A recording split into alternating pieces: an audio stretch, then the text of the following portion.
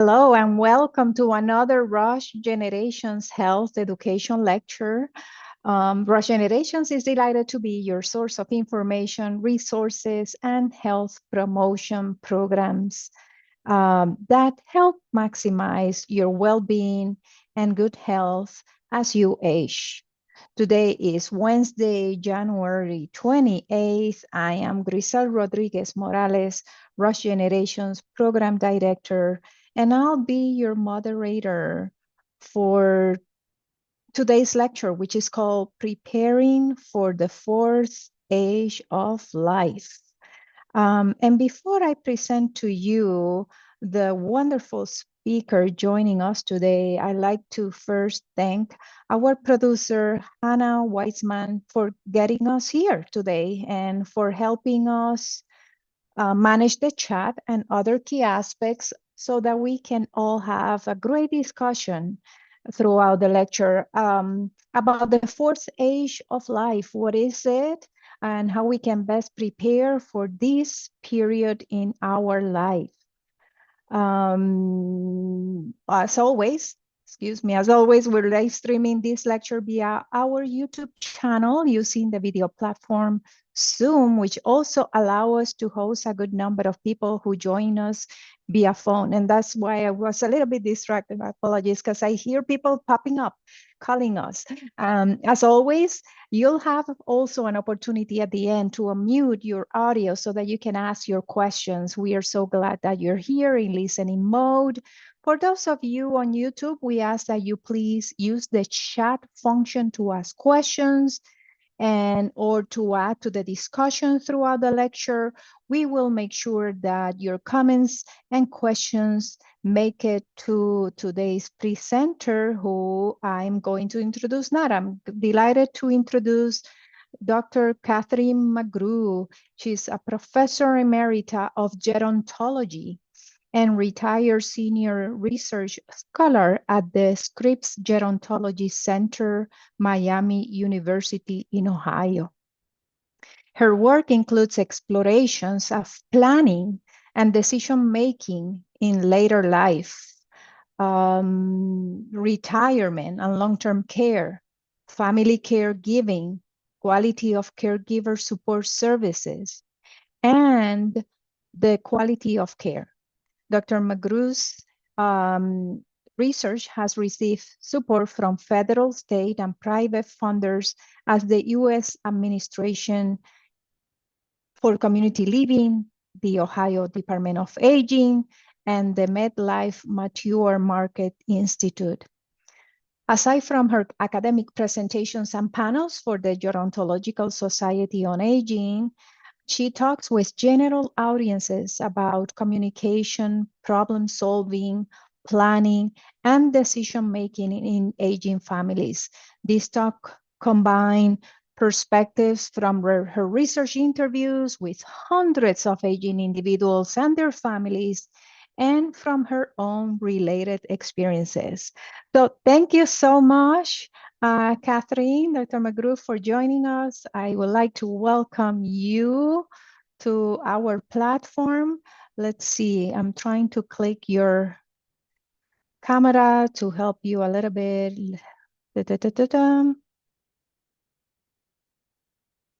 We need the camera to be turned on. I don't know why I cannot help with this. Oh, here. See if that helps. Good. There you go. Congratulations. Welcome, welcome, welcome. Well, the screen is yours. Thank you so much. I am so glad to be here, and I want to thank you, Hannah and Grisel, Robin Golden, as always, the Rush Center for Excellence in Aging, Rush Generations. What great organizations and people.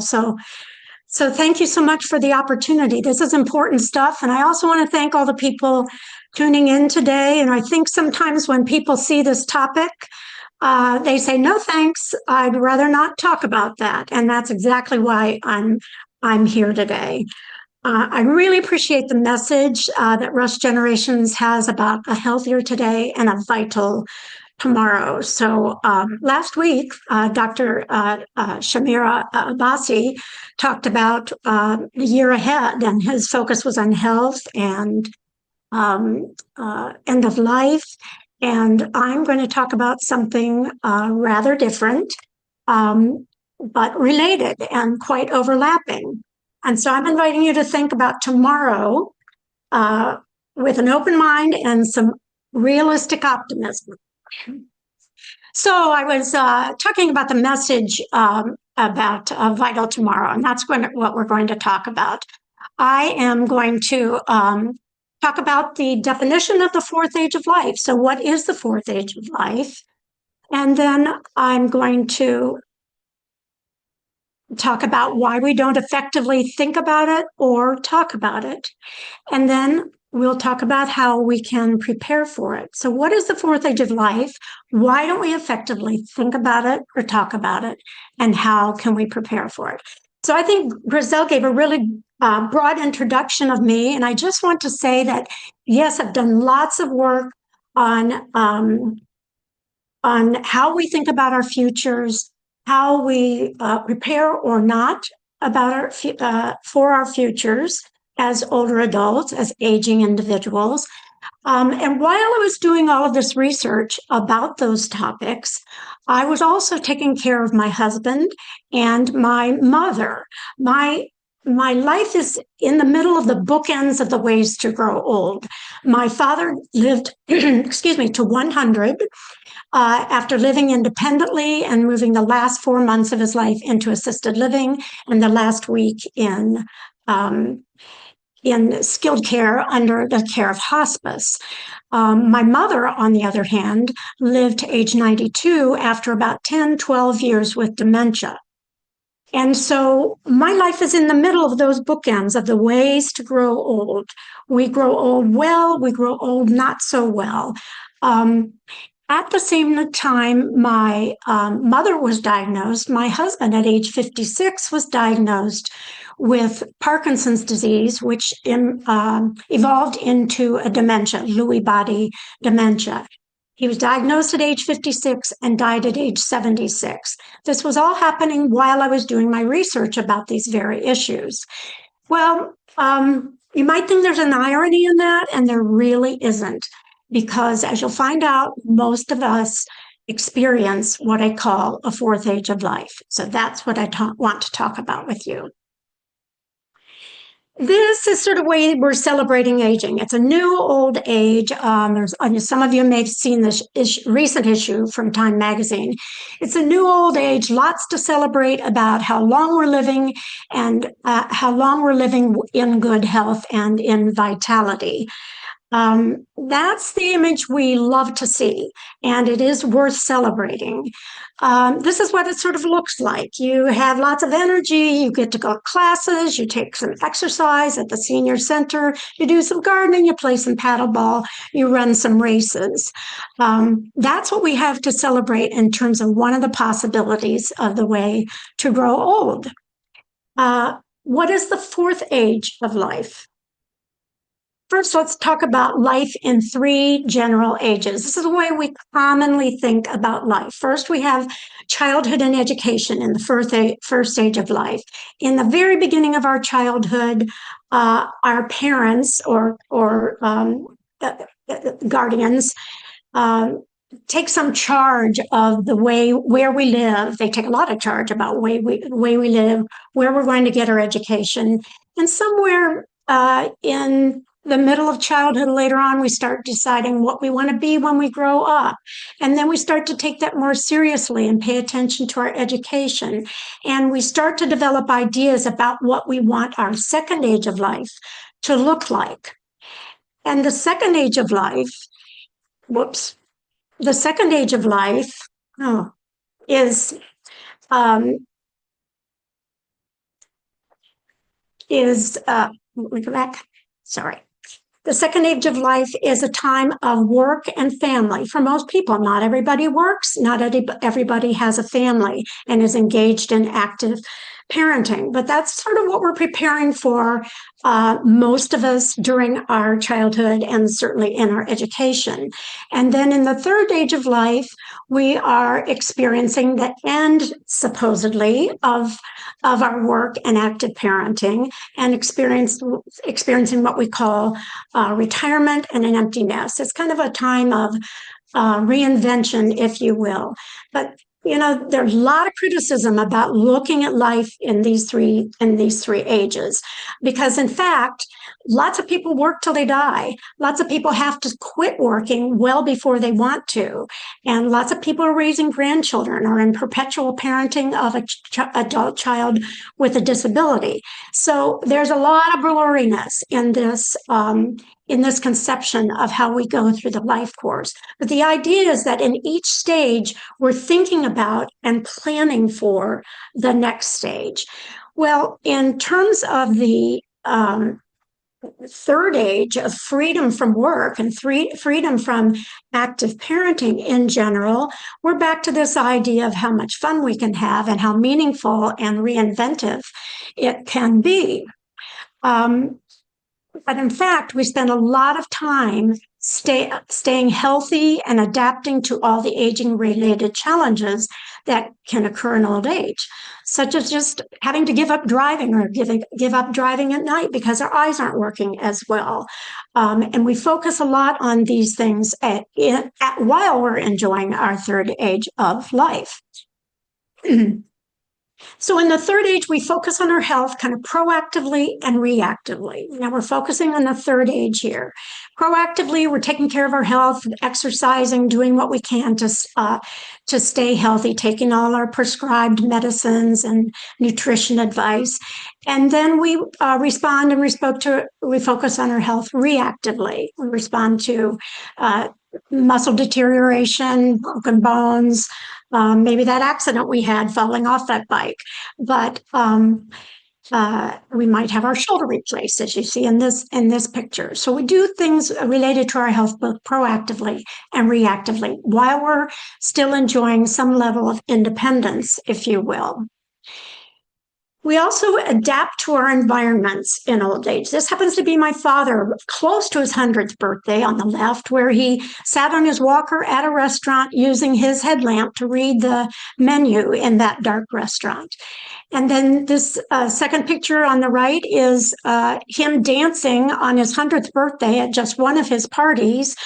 He was dancing to For He's a Jolly Good Fellow with his beloved walker. He loved his walker. And with hearing headphones that helped him hear much better. But this is the way he adapted to his environment till he was 100 years old. And then some other things happened. We also, in our third age of life, again, this is third age, we modify our environments. We do the things that make it easy to live the lives we want to live day to day with as much self-sufficiency as possible. We also move to new environments. There are villages that we move to or that we organize within the communities we live. We engage in co-housing or house sharing, or we move to a smaller home that might be more accessible to us, or even to a retirement community, a continuing care retirement community. And some of you may have been through this, where you've already done some downsizing. And I hope you can see this cartoon. It's for those of you just listening. It's a card just stuffed full of stuff. And a father is telling his son, one day, son, all this will be yours. So this older man is downsizing, and he has a lot to pass on to his son. That's intended to just give you a sense of the things that might be familiar to you that you're already doing in the third age of life. Also, our environments adapt to us. Programs and policies and services adapt to us. The village-to-village network is created sometimes in communities we already live in. We get curb cuts in our sidewalk. We get senior center transportation. We get home delivered meals. That's the way our environments adapt to us, even while we're in the third age of life. Well, life in 4 ages is very different. And I want you to take a long view here to a more realistic and what I think is a more helpful viewpoint, especially for our purposes.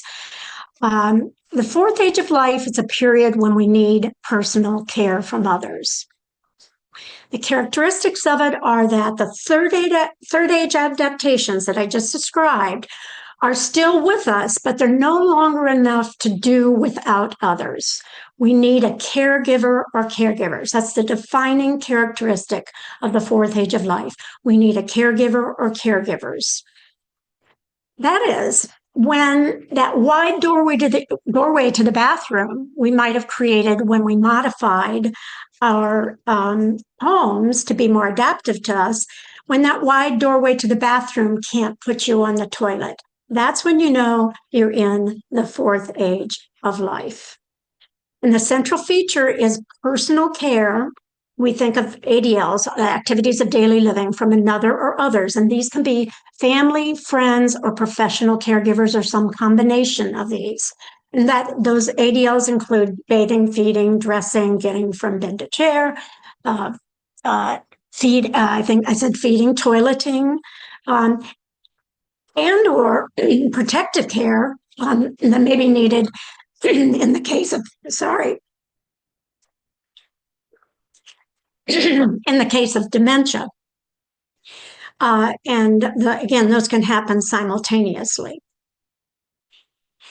The 4th age can be also when there's really intensive instrumental support needed, where someone has to be there for you and with you quite a bit for transportation, preparing meals, financial management, managing medications, legal documents, those kinds of things. If that's intense enough, you might call that caregiving and find yourself and your caregivers in the 4th age of life with you. Another characteristic is that life goes on, but it's just different. There are significant changes in the 4th age of life, and the roles you're assuming with each other, how that affects your relationships, how it affects your resources, the expenditure of them, how you want to expend them, and certainly in your daily routines, how you go on with your daily lives. There are changes that are important in the 4th age of life that I'm asking you to think about as you prepare for it. So, and as in earlier life stages, you have to use some foresight about this. What do I want in that 4th age of life? You're thinking during the 2nd and 3rd ages of life what that 4th age might look like. And you're making decisions and acting on the behalf of your future self. So we can go from the 3rd age to the 4th age, and what I think of as a swinging bridge of increasing challenges, health related usually, and aging related. So that swinging bridge can just rattle us, throw us up and down, back and forth. We think we're going to hit the 4th age, we don't. And that can be a very, very gradual process from that time of self-sufficiency to a time for needing care from others. But sometimes we get there suddenly. An event happens. We have a stroke. We have a significant fall that changes things for the long term. And this happened to me recently. So this is a picture created by AI, so it doesn't look exactly like me. But this is a picture of a moment when I was giving a talk about this very topic to an audience of 250 people. And I was demonstrating that what's behind this stage, this is a picture of me falling backwards, trying to demonstrate what's behind this stage. We cannot know what is going to happen to us. We never know when something might happen, what might happen to us. I was making that point as I fell straight back through the stage and off the raised stage. Now, I was able to finish the talk. I failed to make the point, like, you see, it can happen to anybody at any time. I'm a 78-year-old woman. If that had happened to me when I were younger, that would have been a different experience, perhaps. But in this case, I I stood up, finished my talk, and from now on, I thought I'm going to just use this as an example of what this would have meant had my husband still been living, had I been disabled, had I had a brain bleed and gone straight into the fourth age of life myself. Now, an important note, Dr. Bassi last week talked about a lot about end-of-life care, and we can live in the fourth age for years. My husband lived in the fourth age, not at the moment he was diagnosed, not in the moment he was diagnosed, but somewhere along the way, he entered the fourth age. He was diagnosed 20 years before he died. He spent about 10, 12 years receiving care from me, and then ultimately in skilled care. And his end of life was really less than a month. So the fourth age of life is a potentially long time of dependency on care from others. And it precedes, sometimes overlaps, and ultimately includes the end of life care. So I don't mean to say that the end of life isn't part of the fourth age, but I want you to think differently about the fourth age of life as this time of focusing on care to get on with our daily lives as we can. And the end of life is more focused on health and end of life decisions. That's an important note because often people think I'm only talking about end of life care. Now, most of us will experience a fourth age of life. And I'm telling you, most of us, a lot of us will experience this fourth age of life. I'm not even giving you the statistics because here's what happens. If I told you just 10% of us would experience the fourth age of life, you'd think, oh, that's great. My odds are pretty good. I can do this. Well, in fact, if I told you that 90% of us will experience a fourth age of life, you'd still think you can beat those odds because that's the human psychology about thinking about our possible future selves. We think that the bad stuff is less likely to happen to us than really might. And we think that the good stuff is more likely to happen to us. So just trust me, will you, to know that most of us will experience a fourth age of life. Most of us will need a caregiver at the end of our lives, at some point in our lives, and particularly at the end of our lives.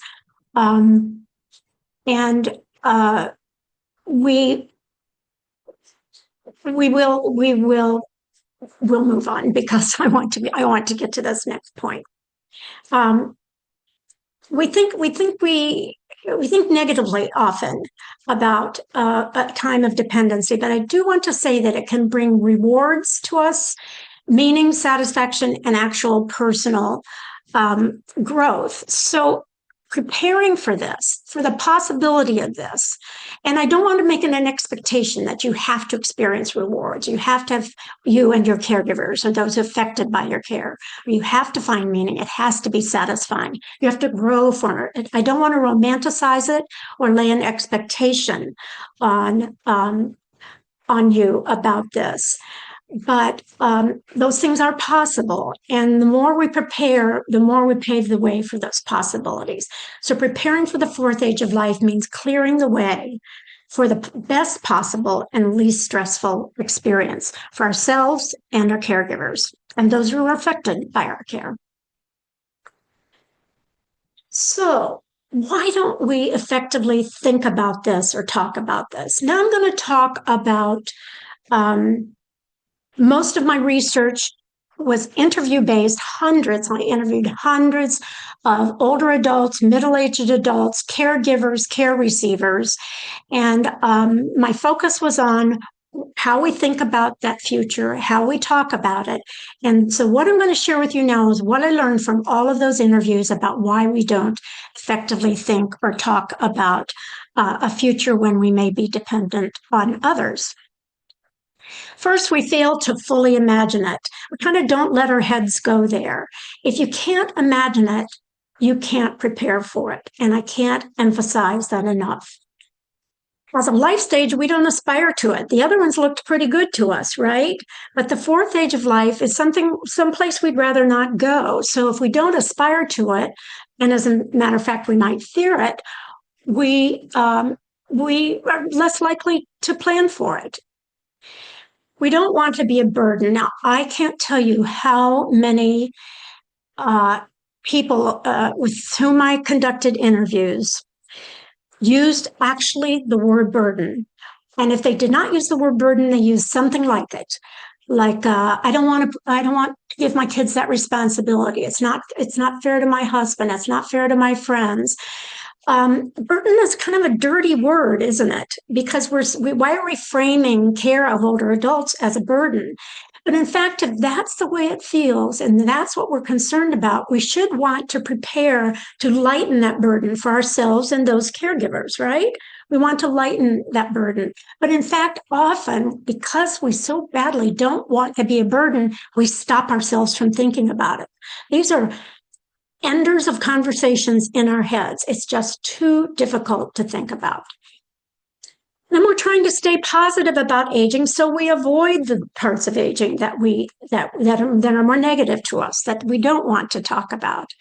We live in the now. Many people said, well, I live in the now. And so we put off thinking and talking about what might lie ahead. We think of our possible fourth age self, that person needing care, as another person, and a matter of fact, as a less worthy person than we are today. Many people describe that to me. They couldn't get behind preparing for that future person, and I called it the ick factor. They thought that person was less worthy.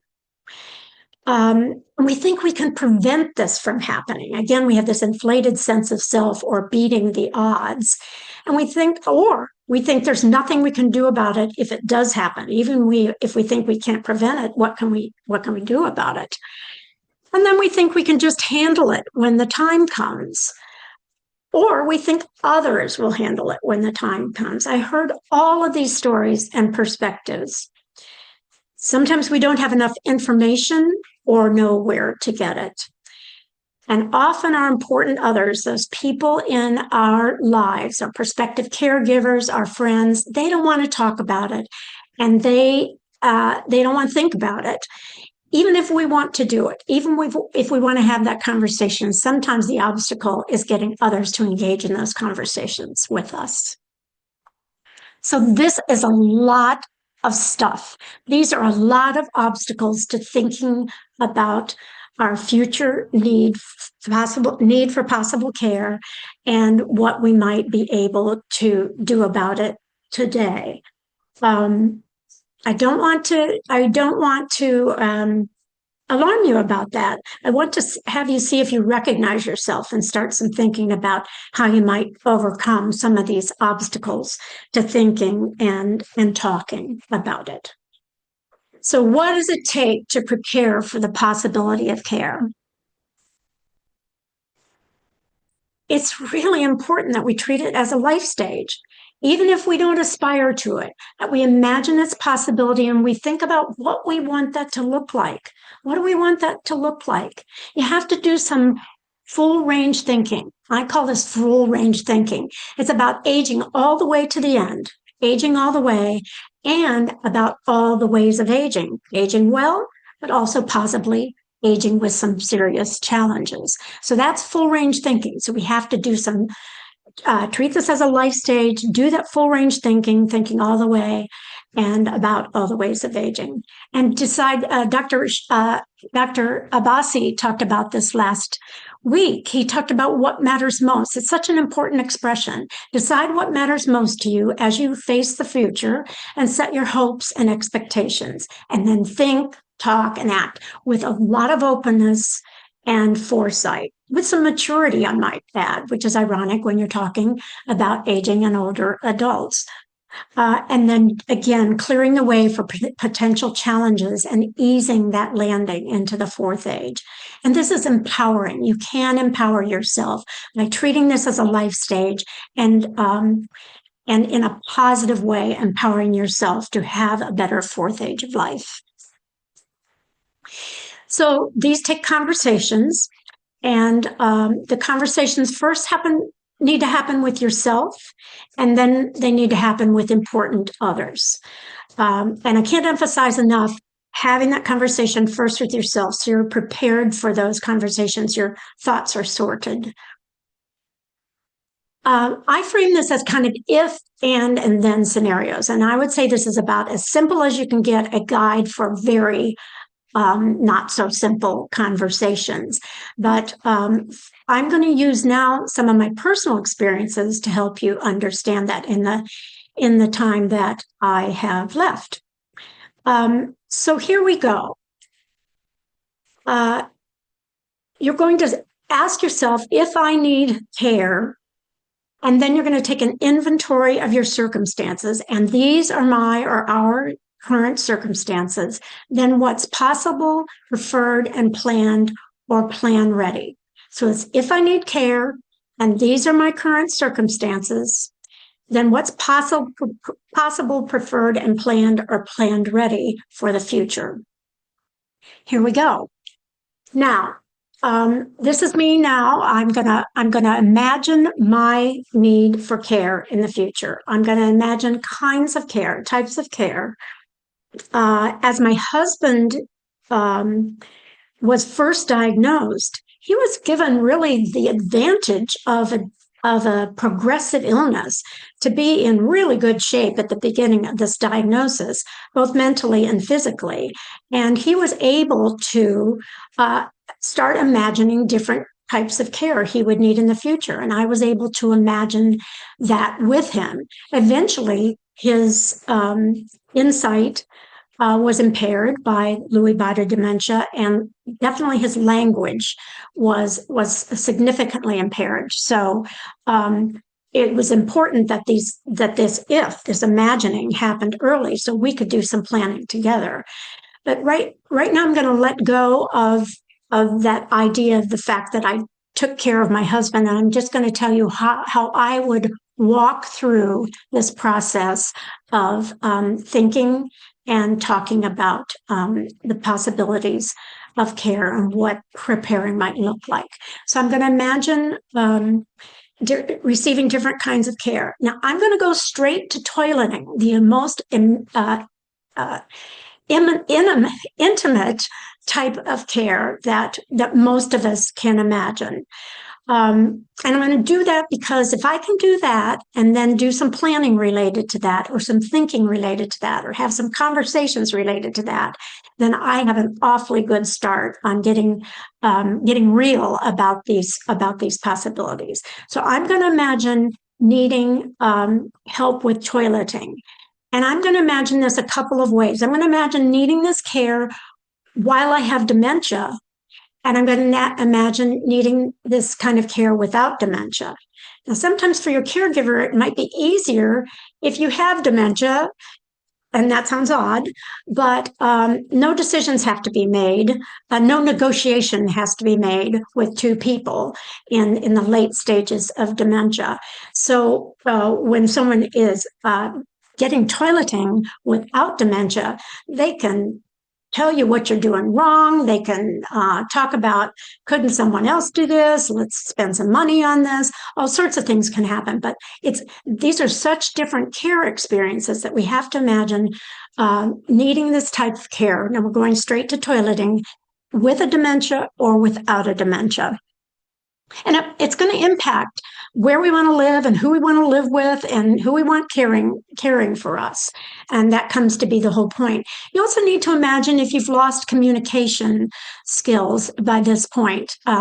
Maybe profound hearing loss, but that's not that important because there are other ways to communicate. But someone who's lost language expression or reception, this can be really tricky. So again, the earlier, the better.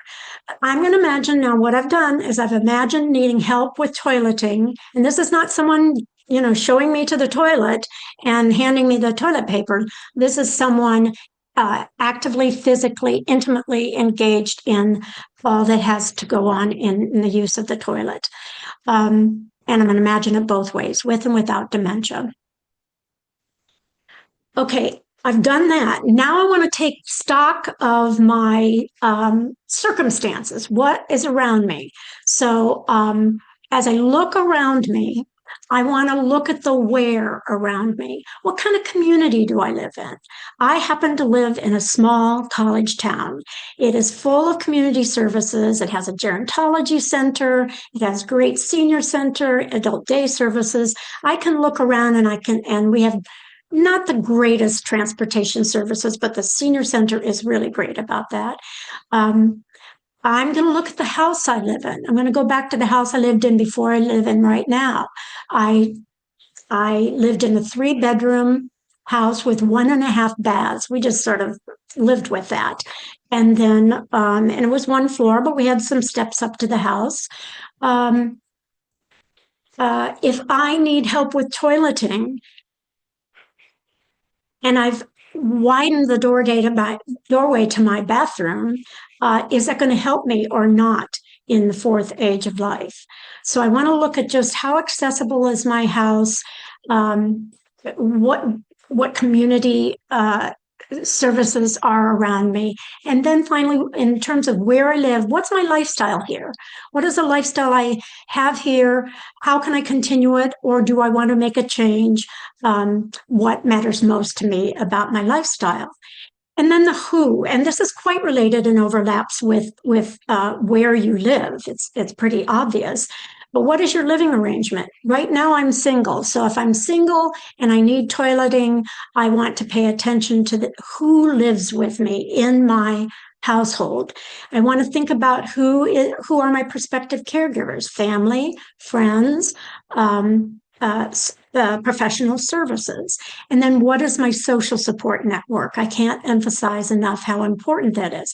So I've just taken stock, looked around at the following circumstances in my community, the where and the who is around me, surrounds me. And I want to also look at my financial resources, what assets I have, what obligations I have, if I have debts, and what are my commitments that I'm beholden to.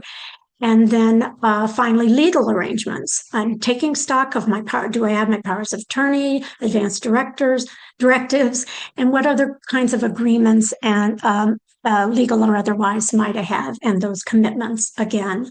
So I've taken stock of my community, and now I want to decide, given my community, given my housing, given where I live, given who lives around me, given my financial resources and financial circumstances and my legal circumstances, out of all that, what's possible should I need care in my future? What's preferred and what's planned or planned ready?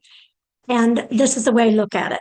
I have to ask myself and talk with others about what are the reasonable tentative options. And I can't emphasize the word tentative enough, because things change, and I'm going to get to that. So what are my tentative options for the who, what, where, and when of care, given those circumstances around me? And which of those are more secure? So I have a daughter who lives overseas. I have a son who lives on the West Coast, and I live in Ohio. And I have a daughter who lives 40 minutes away. Well, guess what? The number one predictor of who's going to care for you is proximity. So that daughter who lives close to me is most likely to be an option. But is she always going to live 40 minutes away? Say she gets another job that is better, or are more appropriate for her, or is appealing, and she wants to move to the East Coast or the West Coast with her brother. So which of those options that you have right now for who cares for you, where you live, what kind of care, and the when of care, which are more secure and which are more prone to change? And then document those, write them down, talk about them, record them, write a letter. Out of those options, what are your preferences? What are your preferences about who does this? Who do I want to toilet me? Who do I want to help me on the toilet with toileting? Do I want my son to do it? I have sort of issues with that. And he lives in California, and he has an active professional life and 2 kids and a wife. Do I want my daughter to do that, who lives in Ireland? It's not an option. The option is my daughter who lives close. So what are my preferences about that? Do I want her to help with my toileting, or would I rather have a professional do it? And if I want a professional do it, do I want it to be in a nursing home, meaning a skilled care facility, or do I hope to have this happen at home? If I don't have good financial options, of course, my preferences are going to be based upon the limited financial options or social network resources, children, spouses, partners, friends, close friends. So what are my preferences given my options? And I want to document those. And then finally, I'm going to sort of say, what plans have I already made or can I make? And what actions have I already taken? Or can I take them? Given those options and given the preferences, document those. But this is very important before we close. These are ongoing conversations, even and especially when you get there. New circumstances come up, unimagined limits. You think you could do something, and your caregivers think they can do something, and they hit walls before you, or you hit a wall before you imagine it. And then unimaginable capacities, the extraordinary discovery that you can do more related to toileting and receiving toileting care and having and your caregiver really realizing that they can do this when they thought along the way. These changes can happen along the way. So you have to keep talking about this and thinking about it. Changes in perspectives. Oh, I didn't think I would ever want to live in a care facility, but I visited my friend there, and she was really thriving in that facility and was glad not to be so isolated. And it was made life easier for her partner or her friends or her children. So those changes in perspectives can occur. Keep track of those, document those, keep talking about it in here and with other people. And then also definitely new information, policies, and programs can arise, can be stripped away, and you want to have a handle on that. And then conflicts arise in families and friendships and communities, and they can arise, they can get worse, or they can dissipate. So pay attention to that and find help when you need it if you're having trouble with conflicts, and then revise as needed, obviously. Okay. Speaking of not having enough information, getting smart, doing some thinking, you want to turn toward resources. I can't recommend enough your own Rush Center for Excellence in Aging, Rush Generations. Everybody has an area agency on aging. I've given you links here, and Griselle and Hannah are going to provide these at some point this month. I can't say enough about area agencies on aging. Their number one responsibility is information and referral. Go to the elder care locator link. You can find information and resources there. AARP is loaded with resources. And then there are resources specific to this. Joy Laverty in Chicago has written the Complete Elder Care Planner. Fantastic resource. The Conversation Project, more focused on end of life, but lots applicable to planning and thinking about the fourth age of life. And then tips for family caregiving conversations, and they can be hard. If you find yourself in the middle of care already, there's a good resource called Our Family, Our Way. The link is provided here for helping families and friends as family do some communicating and care coordination as care is ongoing. So I am glad to stop at this point. I wish you all well, and I welcome questions now or comments. Yes, and we have a few. If you wouldn't mind, stop sharing so that way we can have this conversation. But I need to start by saying, first of all, thank you so much for candidly incorporating what you've learned and accomplish throughout your career, your research, with your personal experience. Yeah. You are so attuned to these two, the personal and the professional, that even by accident you get to demonstrate your points, like when you fell on the stage. I'm glad you're okay. So, but your personal experience and your framework that you have developed thanks to your qualitative research, like I said, is so valuable to us. And seeing how you have made some of those decisions and a lot of that, it makes me think that, we need a manual. In the second life, we know how to apply for those jobs, for those classes, those courses, and all of that. So we need to learn more. Thank you for giving us some of the resources as well. We absolutely are gonna share those. But yeah, it seems that um, like structure steps for people to know how to plan, and even to ask themselves, yeah, what matters to me? What really matters? Um, So anyway, before I continue, let me give the chance to callers, because I at times forget. If any of the caller has a question, it's your time to mute. You press *6, and if not, we'll go to some of the comments and questions from the YouTube audience. Okay, all right. So let's see. Yeah, how do we get to those questions? Because it's clear what you said, that the planning is key, and planning requires exploration, conversations, and like you said, ongoing conversations. So what can we do if people don't want to talk about it? I mean, I recently told one of my childhood friends, my best friend, that I'm trying to stay healthy because I would like to live at least to 98. And that was after I have said that I wanted to live to 100. And one of my colleagues said, why?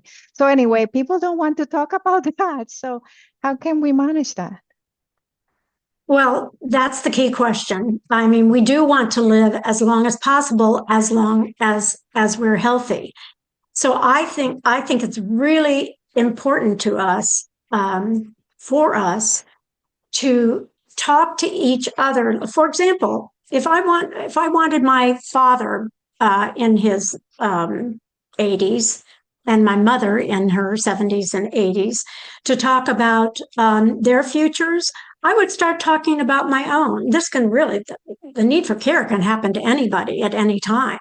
So I think just someone demonstrating the ability to talk about it is very, very important. So the key here again, there's no we can stay positive, and especially positive, about aging if we say we're taking care of aging all the way. And when we've done that, when we say somewhere in the back of our head, we're saying, oh, we don't want to be a burden, and we don't want to have the burden of even difficult self-care in the fourth age of life. And we're letting that kind of keep us from thinking, that's a problem. So we would need to say, okay, I can do something to lighten my fourth age of life, to make it easier for myself and others. And then while I'm thinking about it, meanwhile, I can live the healthy life I'm living, so live the healthy life you're living. My husband, again, he lived a third age of life while he was diagnosed with Parkinson's. It didn't mean he needed, at the beginning, it didn't mean he needed care just because he had a diagnosis. So he was enjoying as much as possible in his life before the time of needing care. But to do that, to fully really exhale and breathe and enjoy the life you're having now, take care a little bit about that thing that's nagging you possibly about the future, and feel really good and strong as an older person to take that kind of responsibility. Okay. Thank you for that. Let's see. One of the comments that came up. Thank you for this new way of thinking about preparing ourselves. The fourth age when we need assistance, care for other, even if we prepare, the feelings may change when you're in the fourth stage. And I think you addressed that towards the end. What is it that, your perspective, you talked about your perspectives, our perspective change.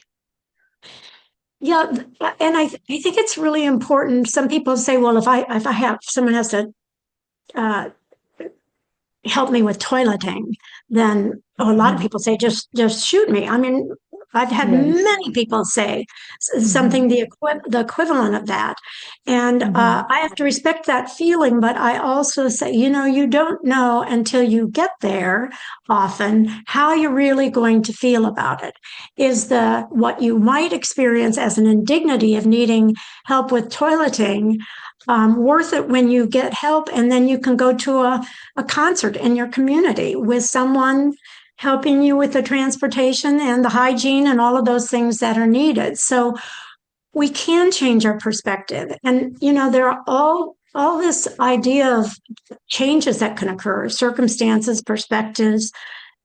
We think then why bother planning? You know what I mean? We think why bother planning if it's all so unpredictable? Well, Mm. it's because it's unpredictable that we just want to have starting this conversation and keeping this conversation going. Where are we now? What are my circumstances now? How can I, given this new perspective or this new attitude or this new value or feeling, what do I want from now? Keeping in mind what matters most, and then uh, keeping the communication lines open. And I know that's not easy in every family and friendship group. I know it isn't. And that's Right. why I'm get some help, a mediator, a counselor, a care manager, someone to help you through that. Yeah, yeah, explore the resources available. But it seems that also the third age, that I love how you said that's the time of reinvention. Mm-hmm. Reinvention, you said. Mm-hmm. So of course, staying healthy and adapting to aging related challenges Mm-hmm. is key. But yeah, if that's a time of reinvention, maybe those probably those previous feelings about old age have shifted. And if not, maybe that's a good time for Mm-hmm. us to be thinking more broadly. And you can Um, have both. You can have those positive feelings about all the great possibilities of being an older adult and a very much older adult, an older person, while also thinking about the realities of aging and our final days, and what we want those to look like as well. So there is as positive and as they can be. mhm, mhm. Okay, one more question. It came as a comment. I mean, the person says, they live alone, but it poses a great question. What if, yes, you're solo ager? Okay, I'm very grateful for this comment because I think I skipped it somewhere along the way. Some people might say, I have no people, I have no resources. Now, I'm not saying the solo ager, the person living alone, has no people. In fact, most of us have people in our lives, but if we really feel we don't have the resources for any kind of help with care, when we don't have family members or very good friends to provide us such intimate care, then we think there's nothing we can decide or no actions we can take. You Mhm, are never in this country without some sort of support. If you have no resources and no people, Medicaid for now can can provide some level of care, either in home or in a care facility, for people really who are resource deficient or poor. So it's really important to understand that then you start looking at where you want to live and Medicaid and Medicare certified facilities in your area, and which of those look good to you, and let someone know. If that's mhm, all you can do, that's all you can do. But it is something. It is something. There's always something. Then there is always support around you if you know where to look. That's why those resources are so important to me. That you take advantage of those. And the social aspect, I mean, connecting with people, all people, new people, but fostering is one of the key things that people that are not only currently aging solo, but probably they want to be as independent as possible, but Yeah. you need a Yeah. village. So Yeah. working Yeah. on those social connections is important. Absolutely. I will say that friends can be as good or better than family as caregivers. But friends are not used to some of the intimacies of Right. physical interaction and physical care, and so that can be difficult. It's like these village networks and the co-housing and home sharing that goes pretty darn far in supporting each other. But then, do those people with whom you're sharing a home want to help you with toileting? And that's when you have to start thinking about uh, are those realistic options? And if they're not really realistic options, then what would your preferences be about the options that absolutely exist? I tell people they don't have to move. You don't have to move. You can stay in your home till an event or what would ordinarily be a crisis, but it's not a crisis if you've talked about it, these preferences. You know what I mean? So you say, okay, if I have a really bad fall or a stroke or something like that that is going to kind of shift you into that long-term care, that fourth age experience, then what are the preferences you've made known about what happens then? What do you want that to look like? Right. Where you want to go? So you don't have to move. You don't have to move. If you want to move proactively, that's great. But don't move to the West Coast if you think your son might move back to Ohio, for example. I wish. But yeah, that's why just oh God, it just takes a lot of detailed Yeah. thinking and introspection. Mhm. Well, we can talk to you for another 7 hours because this is not only important, it's fascinating. Also, it's great. I know I mean, for the due to the number of interviews you have done, all the insights that you have gathered. But yeah, we need to get to work on that manual and making sure that people still also are not afraid to reach out to others and to explore resources available and so on. So thank you for this. I think we will have to do a part two of this. I would love Um, that. Yeah, yeah. this is great. This is great. So thank you. Thank you everyone so much for joining us today. And then for those of you that received our newsletter, there's also an article with Dr. McGrew in it in the last Rush Generations newsletter.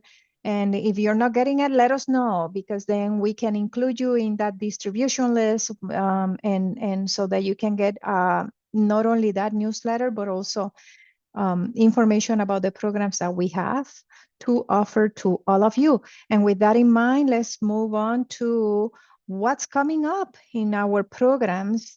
And one of the upcoming workshops that we have is Learning to Live Well with Chronic Pain. This is a 6-week workshop for people with chronic pain. Participants engaged in discussions and skill building activities to better cope with the day-to-day management of chronic pain. All sessions incorporate an exercise element and strategies for medication management, pacing activity, pacing between activity and rest and all of that. The next workshop will be held via Zoom on Thursday, starting February 19th, and it goes through April 2nd from 1 to 2 to 3:30 p.m. If you're interested in more information or ready to register, don't hesitate to give us a call. Our toll-free line is 1-800-757-0202. And we talked a lot today about what matters about planning and all of that.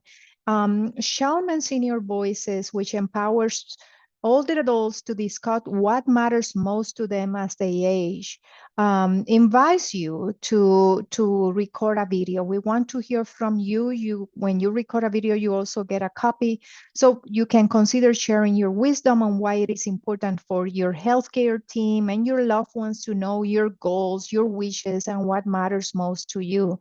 So don't hesitate to record a video. You can scan that QR code with your phone or use that bit.ly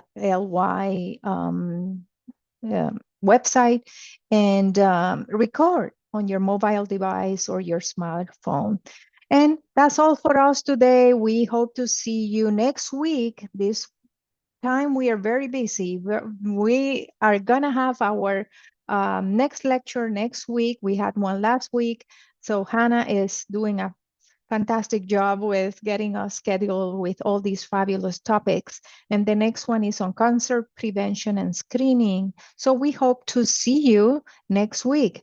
But don't forget, if you would like to know more about our programs, if you're in need of resources and or would like to explore what are some of the resources that we briefly mentioned here, don't hesitate to give us a call. Our phone number is 1-800-757-0202. Until next time.